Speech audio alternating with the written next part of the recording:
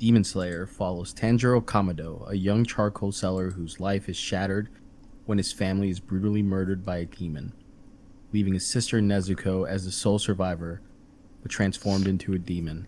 Driven to avenge his family and find a cure for Nezuko, Tanjiro becomes a demon slayer and trains under Sakonji Urokodaki. After rigorous training, he survives the final selection and embarks on missions to fight demons and protect humanity, all while seeking a way to turn Nezuko back into a human.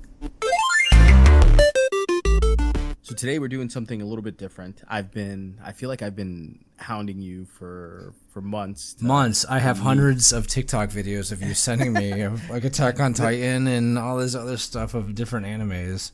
Yeah, that you need to like give anime a chance.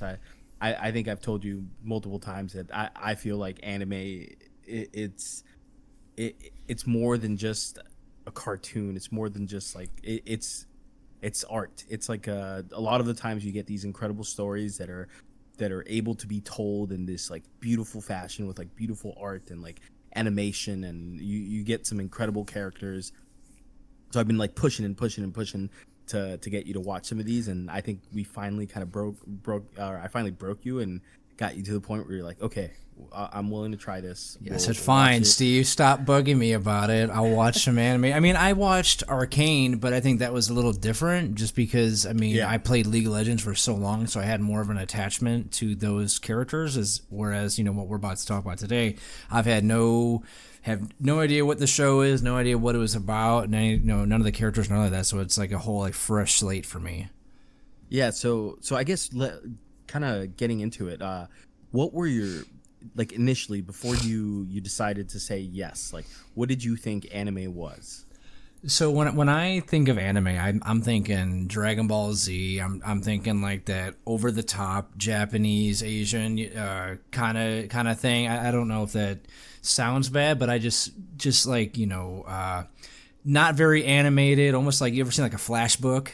Kind of something like that. That's to me like that with like an Asian culture behind it. That's to me what I envisioned.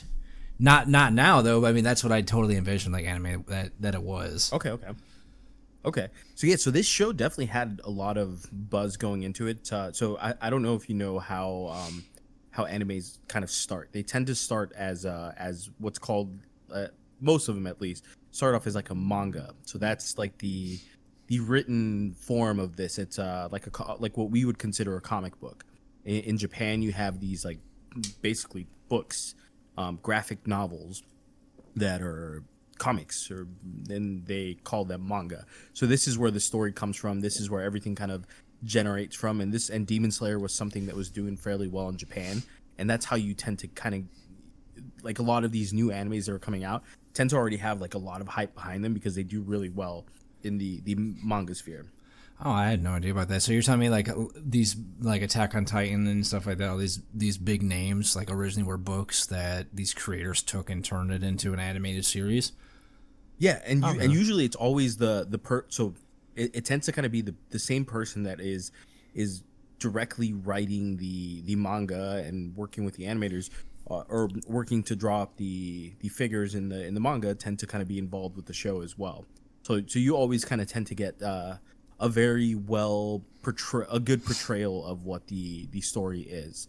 Sometimes obviously there's stuff that's cut out because like in text form you can kind of you need to explain things a little bit more because it's you don't necessarily get the visual, you don't get to see it, versus in like a show form, movie form, anything that you most of the time you have to kind of explain with text, you're able to just visualize, you're able to just show on the screen, and people can kind of get that and understand that aspect of it. Well, let me ask you a quick question. So as somebody who's watched his fair share of anime, do you suggest with these shows, do you suggest somebody that's never been into anime, never watched any of these shows, to read the manga or manga first and then get into the show? Or do you think it's probably best just to get right into the show because it's going to draw your attention more if you've never been into it? So it's a little bit different. So I think this is what I think is really cool about anime. It's a little bit different than when you have like your movies, books, and where people are always like, oh, the book is always better than the movie, et cetera, et cetera.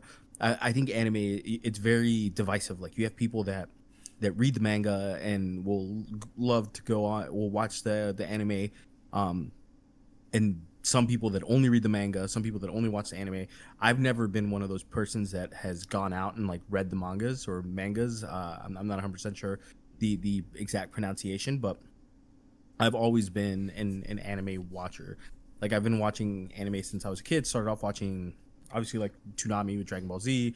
Then you got things like Pokemon, Cowboy Bebop, but it just kind of progressed from there. I definitely think there is some plus sides with reading the mangas. It's a lot of the times it's those are released so far in ahead. Like there's a really popular show out right now called Solo Leveling, and right now it's at a point where it's like it takes some of the way these fights are animated takes so long to make that it's extremely difficult for these animators to pump shows out over and over and over again, kind of like they used to back in the day. It takes a lot longer versus like back in the day. It's like you every single week you were getting a new episode. Are those the ones, the older ones, the ones that you see that have like 1,000 episodes you got to watch? Yeah, like One Piece is a perfect example. Like they've been doing one episode a week for I feel like 20 years, and they finally like took a break for like 6 months, I believe, and after that it was like that then they went back to that same cadence of one episode a week. But yeah, it's some of these things take so long to animate now that it's it takes forever. So there's people that will like, okay, I want to know what happens in the story. So like I said, Solo Leveling is a perfect example. It's at a point right now where it's like it's probably gonna be another 2, maybe 3 years before the next season comes out, and people that want to know what happens next, they're gonna be like, okay, I'm just gonna go read the manga. I'm just gonna go figure out what happens, and then once it comes out, then I'll be happy that I get to see it, and blah blah blah blah. But yeah, no. So kind of going back to it, it's this definitely had like a decent amount of hype, and there was a lot of buzz going around with specific characters. We kind of just got to a point right now where it's like one of the most divisive characters in the show is introduced at like the very end of where we stopped watching. And it's really funny because it's in the US he isn't very well liked, but in in Japan he was like one of the more popular characters. I don't know if you remember him. You very briefly get introduced to him. He's the guy in the yellow kimono. At the end you kind of get to see him. Yeah. I'm not gonna lie to you, I don't really remember all their names. I know Tanjiro and Nezuko, and I can't remember all their names, but those are the. I mean, I know those are like the main two of the show. Yeah, so there's it's you'll kind of get to know the main cast for the most part. I don't want to necessarily ruin too much for you and kind of give out too much, but so you have your obviously the brother and sister, and then you get introduced to a couple other little characters that are going to be important in the story, like one of the first guy, that Demon Slayer, that sees him in the beginning. I guess try not to get too far into it until we get to the spoiler portion of it, but it's really cool. Once you kind of get farther into the story, you'll start kind of seeing like little things that happen in the beginning that you're like, oh, okay, that kind of makes sense now. I get why they showed us this in the beginning. But so kind of going back into it, so Zenitsu is the guy with the yellow hair, yellow kimono, and he kind of created like this very like big divide, and like a lot of people in America completely like hated this character because he cries a lot and he's very, wasn't he the one that wanted that girl to marry him? Yeah. Okay. Yeah, so he spends a lot of time crying and a lot of time whining, and a lot of people found his voice like very annoying. And I think one thing that didn't help either is like the Americanized the dub version of it, so the English version of it, like people just completely hated his voice. But in Japan, he was like polling as like the favorite character, and so that was one thing that I thought was really cool, when it's like you look at the difference between what Japan likes versus what America likes, because there's a lot of the times like animes that do really well in America tend to do really bad in Japan, which is like a crazy dynamic to kind of think about. It's weird how between the different countries, you get the difference of opinion on characters and stuff like that. Yeah. So kind of going into a little bit more into it. So I know we kind of touched a little bit in the beginning what you kind of expected anime to be versus what actually what it actually is. So Demon Slayer is a very it's a very generic storyline. So it's not anything super crazy. Like, this is, the more and more you get exposed to anime, the more you'll see that this kind of premise of like a school to teach people to fight monsters or do all this stuff. It's like a very common trope. Some tragedy happening in someone's life that causes them to kind of go out and seek revenge. Very common trope. Crazy powers like this is very common, so it's a very generic storyline. I think the one thing that kind of tends to carry this really well is the animation. But you coming into this without any like prior anime experience, without knowing anything about the show or anything like that, what did you think when you first watched the trailer? What did you think was going to happen? What did you think the show was about? Well, so first I just want to mention, like, when you told me about doing Demon Slayer, I mentioned to a group of people on Discord, you wanted me to watch Demon Slayer and stuff like that, and almost every single person all of a sudden was like, "Oh, that's a great first anime to get into. It's such a good, they didn't ruin anything for me." So I was kind of expecting a really good show going into it, just based off of what I've heard about it. When I watched the trailer, which I think actually came out after what I was reading up on, it was like the trailer that came out like way later than the actual episodes. But the trailer, I don't know if I should share what I saw in it. It seemed like a guy finds a woman dying, and I saw the dude with it's like a pig mask or something like that. It basically looked like somebody had killed this girl, and there's his family or something like that was in like his house or hut, and it kind of seemed like his whole thing was like seeking revenge for who killed his family. So that's kind of what I've been expecting going into it. Like, that's what I thought was going to be happening, was basically just like you said, kind of something happens to his family, and now this guy's out to seek revenge for it. Okay. Yeah, I definitely kind of seems like the trailer kind of hit the nail on the head. Like I said, there's not anything overly complex about the story within Demon Slayer. I think the one thing that makes this like a really good like beginner anime is the characters are very likable. The animation is really smooth, and it looks really good. It makes everything look very unique. I will say though, the trailer, I like how the trailer did kind of tell you exactly what was going on. It wasn't misleading at all. Like, you knew what you were getting into based upon the trailer. You knew what you were going to be watching. The only thing I will say is I wish that they did more on his family. That's the only thing. Yeah, so that's one thing too. It's because that's like a very divisive comment. Well, because a lot of the times, like, you'll go into an anime where it's like there's so much backstory that it almost makes the show too slow in the beginning, and you have so much information that you have to absorb before you can finally get to the actual this is like right into it plot line. Yeah, and they do a really good job. So it's like, as we kind of start going more and more into it, you'll start seeing like little snippets of his backstory and like what happens, and like you'll start to learn a little bit more about the character and why. Because that's one thing you kind of brought up in a text message. You're like, why is like Nezuko so special? It's like, why is she the one that like isn't trying to like kill people and all this other stuff? So you'll kind of start getting a little bit, like I said, it's it kind of ties everything together towards the end. Like the movie just came out in Japan, and I just watched it last week too, and it there's like so much that you have to kind of like pay attention to little things, because towards the end it's like everything kind of starts to tie together. Like I said, there's not anything superly over complex like this. Like, I think eventually when we get to like Attack on Titan, where it's like there's so many like twists and turns and like all this crazy things that are going on, it's like if you're not paying attention to little pieces here and there, you'll like miss certain things. But yeah, it's that's why I thought this was perfect. So kind of getting into your initial impressions, what did you think? So like starting off from the beginning.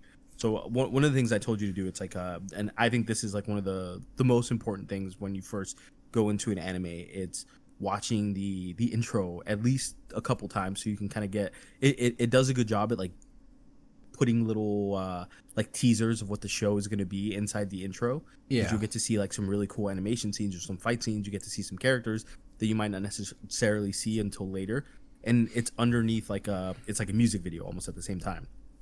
So what did you think about the intro song? I actually thought the song was really good. The only thing that I didn't like about it was so the episodes are only, I think it's like 25 minutes long, and it was like the intro was like a minute and a half of that, and then the outro was like another 3.5 minutes. So it's like you're only getting like an actual 20-minute show. But like you said, that those last 3 minutes of the outro were kind of teasing you for what was going to be coming next. But like the music, I think fit perfectly for what Demon Slayer is. It's very like fast paced. It kind of it definitely suits the style of the show. Is it a song that you would potentially like add to a playlist and like listen to when you're not watching the show? So I'll be completely honest with you. No, I mean, I think you know me. I listen to one or two genres of music, and that's metalcore, and that's about it. But I can appreciate good music when I hear it, and it's definitely very good. I said it definitely suits the show, suits the theme. I can tell, they put a lot of thought into it, and it is very good. I just would never listen to it, but I don't listen to really any soundtracks to any TV shows or movies. But it is good. Like I said, I could appreciate how good it is. Yeah, that's one thing that I really like about this genre of shows is they tend to pick these intro songs very, very well. Like a lot of the times, artists are specifically making the songs for the shows, and then sometimes the shows blow up so much that these artists become huge, and these songs become like some of people's favorite songs. But yeah, this song is like, I would say, is like one of the more like iconic and like a song that people tend to kind of like the most. Like I think there was like a top 100 like anime songs, and it was like top 10, top 5, and there's been some crazy good songs that have come out for this these might shows. be a dumb question, but is it normal for people to put TV shows soundtracks on like a playlist? Like I would never, like I watched a lot of Pokemon, but I'm not over here listening to Gotta Catch 'Em All. You know what I mean? I mean, there's definitely some. Like I have a couple like anime intro songs on some playlists. That You throw them on when you're working out, when you're trying to push your PR. You got to throw them on. No, I listen to podcasts or audiobooks if I'm working out. But like if I'm at work and I'm like doing like sometimes I'll have to like get deep into like the financials and like look at a bunch of numbers, and it's hard to listen to like a podcast or an audiobook when you're trying to like concentrate on numbers and like read specific things and make sure you're typing out the correct things. And music just tends to kind of flow a little bit better. And I love putting this stuff on because I don't understand it, and it's not something blood that necessarily pumping. like You ready? yeah, it's like you're really just listening to the music for the music. You're not listening to the music for the lyrics, because I don't understand it. It's not stuck in my head. It is good. It's catchy. I don't know the words, but it is catchy. It's good. Like I said, I'll give you that. It is really good. Yeah, it's definitely a good song, and it's as we get into other shows, like there's so many. I think there's like one of the other shows that I want us to watch eventually. I think it has like one of my favorite songs in terms of like an anime opener, and it's like I can't wait till we get to that point. Well, we got 5 seasons and 2 movies to get through before we get there. Yeah, I mean we're almost done with season 1, so I think because we got season 1, then we got the movie, then we got season 2, then season 3, season 4, and then the most recent movie that just came out, and then you got like about a 3-year hiatus before the next movie comes out. All right, good. Okay, so let's get into a little bit more with the show. So what did you think about the animation quality? So I'll be honest. I think I even texted you this that the animation quality was good. It's definitely not what I expected. Like I said, I expected like Flashbook kind of thing. It was cool that there are segments in here that they have the camera angle as like a first person, and the way the camera pans around like the forest and stuff like that was something that I wasn't expecting. So I think that they don't do like your tip. This is the first one I've ever really gotten into, but it didn't seem like your typical anime animation, if that makes sense. Yeah, I think you're kind of stuck in that mindset of like a Flashbook anime. What anime looked like in the early 2000s, and it's like you just think about Dragon Ball Z, like the original Dragon Ball Z. Yeah, it's like I mean, animation has come a long way in the last like 10 years, I would say. In the last 10 years, like, I could tell that it feels like I was watching like sometimes it felt like I was watching like an actual show, but just the animated characters. Yeah, and that's why I think like if you I guess like a really cool like thing to talk about. If you look at like the only shows that have ever been above like I think it's like a 9.9, like consistently, like having like almost like a perfect 10 out of 10 show. There's only I think like 5 or 6 shows, and I think 2 of them are animes where it's like consistently based on all the episodes ratings. It's like sitting like almost at a perfect 10 out of 10. It's like Breaking Bad, Game of Thrones, Attack on Titan is one of them, and I can't remember I can't remember if it was like One Piece or a different anime, but Attack on Titan was up there. So it's like there's some crazy really good stories, and like I said, the animation just allows them to be able to tell these insane stories where like insane things happen, like demons coming out and all this other stuff without like sacrificing the visual aesthetics of it with like with CGI or something like that. Yeah, I have no idea about any of those shows. I'll be completely honest with you. So what did you think about the pacing of the show, like between like episodes? Because I think that's one thing that this show really suffered on in the beginning was I think a lot of people thought the initial portions of the show were very slow, and there was a lot of buzz going around on Reddit and IMDb and all these other like forums where people go on and talk about shows. How they initially almost dropped the show within the first like 15 episodes because the show didn't necessarily captivate them as much. How did you feel about it? I'm not going to say that the pacing was too slow. Well, I think it's a perfect pace. The only thing I will say is that at first I thought the pacing was going to be really fast in the sense that, you know, he goes, I think he has like a basket of coal and he goes to sell it, you know, to make some money to get food for his family. And, you know, he spends the night up in the mountains and then he comes back and bam, his mom, I think it's his mom, and it's like his siblings are dead. And I really wish you got to learn more about them because his main focus was on Nezuko, right? That was I think the whole only reason why he was so focused on her was because she was still breathing. But I wish it would have taken a little more time to really, you know, understand, you know, where he's at and give more of his and his family's backstory. But as far as where it's at now, I think the pacing is pretty good. I don't think you want something like this to go too fast. You want to see, I don't know if I could, is it okay if I give some like spoilers about what's going on right now? Like because he becomes a demon slayer, but like you don't want that to be the first thing that happens in episode 1. You kind of want to see his struggles and him, because before any of this, right? Episode 1, like he's not a demon slayer, he's not a fighter, and so it's like you have to see as the episodes progress, you know, him getting better, him getting stronger, him getting faster, him being able to manage his breathing and you know, the stuff in the water. Like you can't just rush into that, and I think that's. If this is a perfect pace, because it reminds me of those shows that, and it's like I've talked about this with Megan before, like she wants action right off the start, all that other stuff. But when you compare this to, you know, some other really good shows like Breaking Bad or whatever, the thing that this show and that shows like that do good is you have to develop. I don't want to say like feelings for the main character, but you have to. The character has to be developed in order for you to feel some sort of attachment, and I don't think that you can do that if you rush into it. Yeah, 100%. Does that make sense? 100%. No, I get you 100%. I think the one thing too, it's anime is very divisive. Like this genre of anime, usually it's like a lot of the times shows tend to kind of just jump right into it's like fight, and I think a lot of the times people will jump into a show that's something like Demon Slayer and just see the flashy animations on the trailer and they're instantly going to think, oh, this is going to be like nonstop action, and that's why they want to watch it. Yeah, I think character development is like the most important thing in any show, regardless of the genre of it. No, 100%. Is there any characters that kind of stood out to you? Any characters that you kind of tend to gravitate towards that you're liking so far?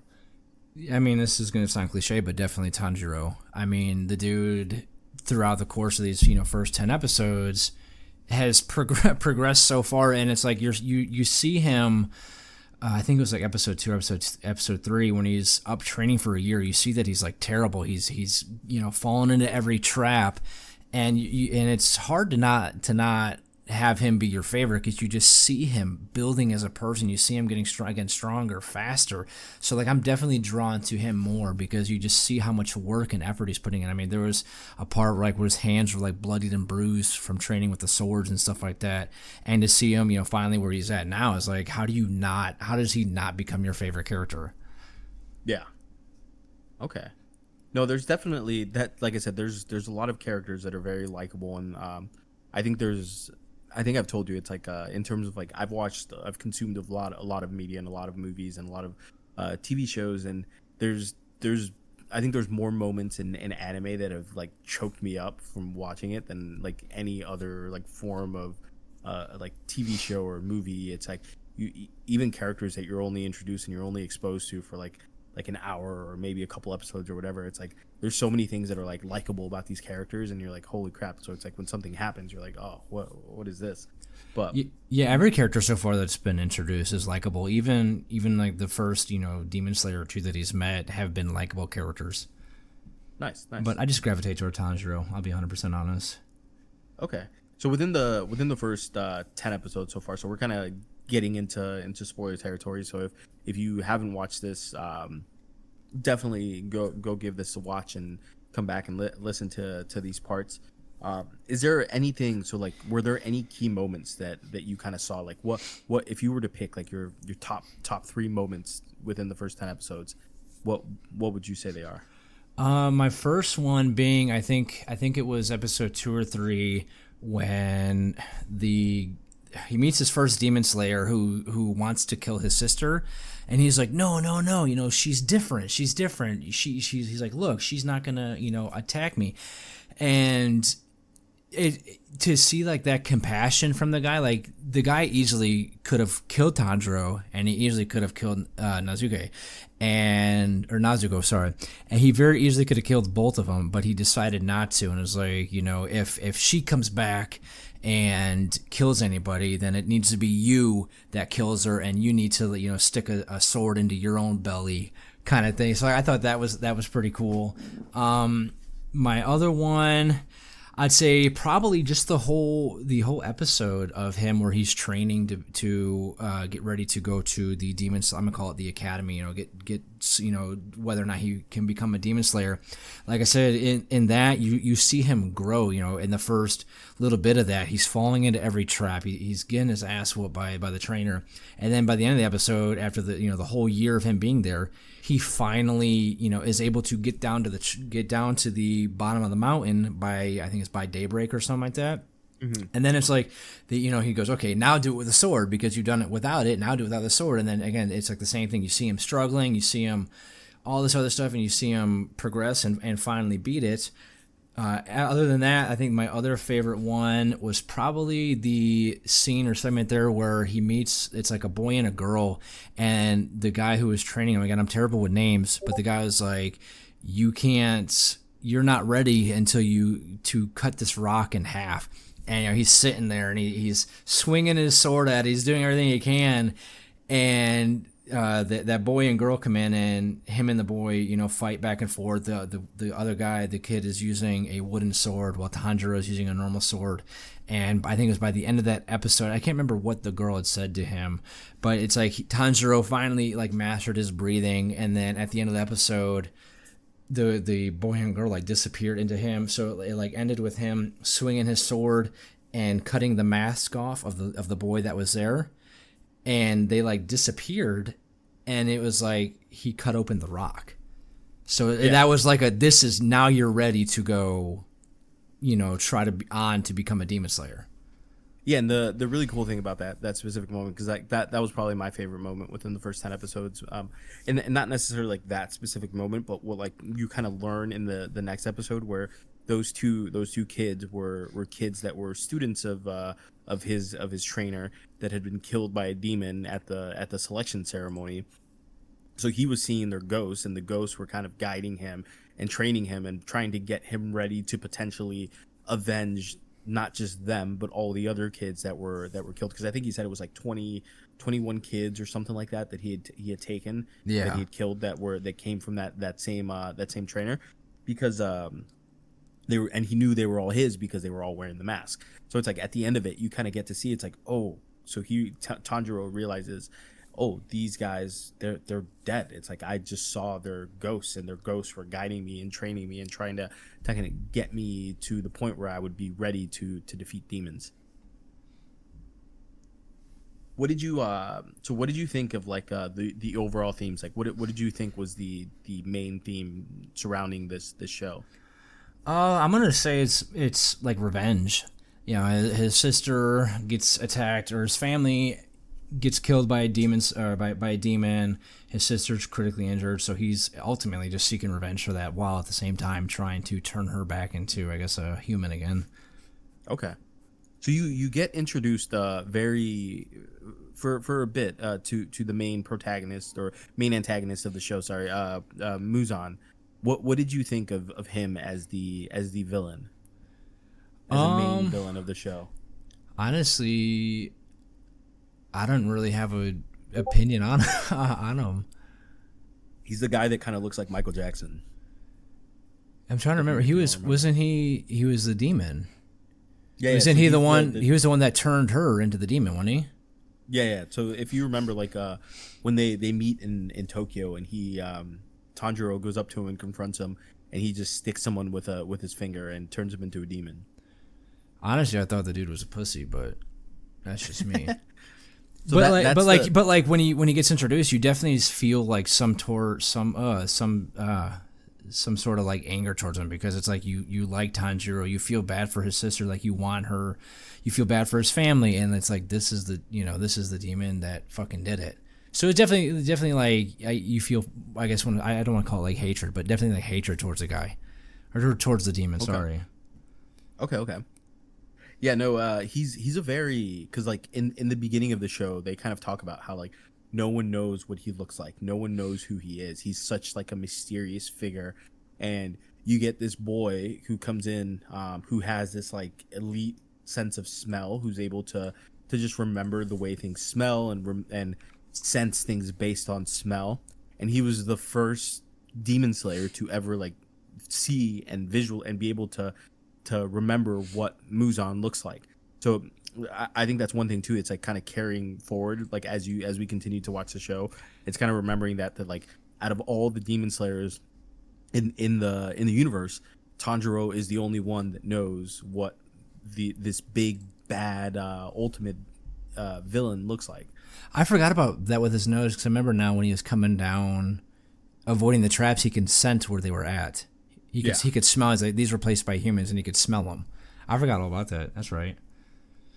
So was there a specific moment in the first 10 episodes that kind of, whether it sold you on the show or like made you kind of second guess watching it?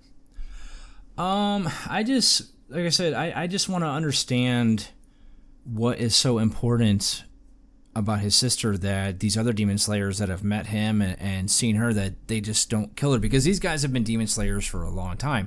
So I guess that's just kind of like, what makes her so important? Like, why do I want to keep watching this? What is so important about Nezuko? You know what I mean? Yeah. But again, at the same time, like, I like Tanjiro, and I want him to be able to find a cure to turn her sister again. I'm sure I'm going to eventually find out like what makes her so different. But it's just kind of, like I said, it's very, I don't understand that. Like I said, with that first demon slayer, he very easily could have killed both of them, but he's just like, no, he just doesn't do it. But it's like, why? It's like, oh, is this going to be stupid? Like, is it going to be some cliche thing? You know what I mean? But I'm definitely still going to give it a chance.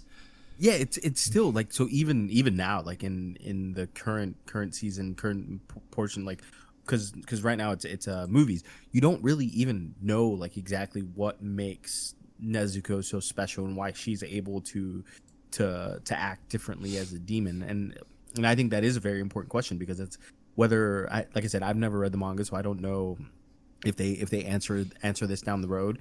But currently it's like you kind of get some glimpse, like, yeah, she is special, she has different powers and she's able to do different things, but it's like, what is it specifically that is causing her to be different? And I think a lot of people kind of tend to fall back on that idea of like, oh, family is so important, and family is kind of what's drawing Nezuko closer to her human side. And you do kind of see other you do get exposed to other demons that are able to act differently than just your murderous demons with the two demons you meet that kind of when they fight the other two demons, with the one with the ball and the one with the arrows. I don't know if you remember that those specific people. Now, I liked the one, not to change it, I liked the demon where, I think it was like the first one he attacked, where he like cut the head off and it was on the tree and it just like started growing a body again. It reminded me of a movie. I can't remember what the movie was. I think it was like Men in Black or something like that, where it was like an alien that they like cut the head off or cut a body part off and it like started growing body parts again. So it's like the only way to like kill it is like in the, like basically stabbing it in the head. No, yeah, cool. There's it's such a weird dynamic, but it definitely like I said, it kind of all starts piecing together. And one of the really cool things that as you kind of progress and you start learning more about the characters, they kind of start going into the backstories of not just the demon slayers themselves, but like also the demons. And you kind of get to, you almost like sympathize a little bit with the who the villain is supposed to be, and you're like, oh wow, it's like they went through all this, and like that is what kind of caused them to go down this route versus going the other route. Yeah, it's I'm definitely super excited for you to kind of get to that point. See, I'm kind of liking too how each demon is like kind of different in their own way. Yeah, no, yeah, it's that's I love when shows do that, where it's like it's not just a copy paste of the same character over and over and over again. They're just fighting the same thing. I think that's one thing that like shows like in the past that didn't necessarily do very well. Like I love Dragon Ball Z, but there's a lot of characters where it's like they're fighting them, and it's like it's a repeat of a character it's that the same shit, just different name. It just looks a little bit different. Yeah. So are there any concerns that you see moving forward with the show or within the first 10 episodes? No, not really. I really hope that we learn more about his family and more as to why she's so special and why nobody seems to want to kill her, or that nobody seems to actually stand up and kill her. Yeah. Okay. So kind of wrapping things up here. So final two questions. Is this something that you would continue watching? And what are your final thoughts, and what would you rate the first 10 episodes out of 10?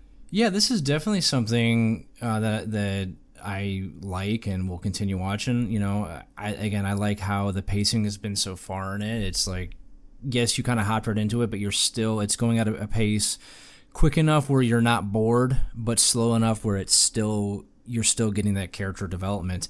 I'd honestly, my personal rating of this so far, I'd rate it like a 7.5. I don't think like I've gotten enough into it yet to really get, more attached to Tanjiro and the other Demon Slayers, but I think that that's going to progress as each thing. And this is definitely a anime I'm going to recommend, at least for these first 10 episodes, to somebody who has never gotten into it. I think it's, like I said, it's not your typical anime. The cameras, the cameras are, what do you call it? The animation is totally different than what I expected. And I honestly, I'm enjoying it so far. I'm looking forward to the next 10 episodes.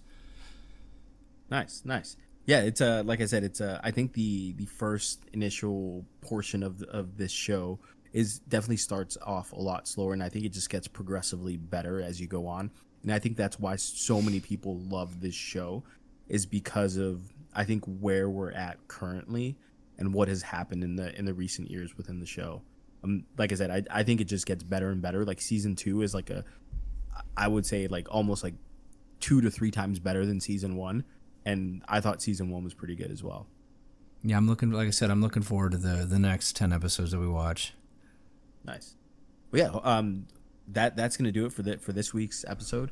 We're gonna continue doing more and more of these. I'm trying to expose Blake to different things. So as we find more things for him to watch and for him to listen to, we'll keep it going.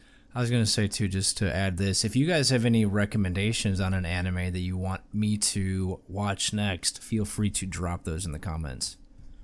If you enjoyed this episode, be sure to share this podcast and to follow and subscribe to keep up with what we're doing.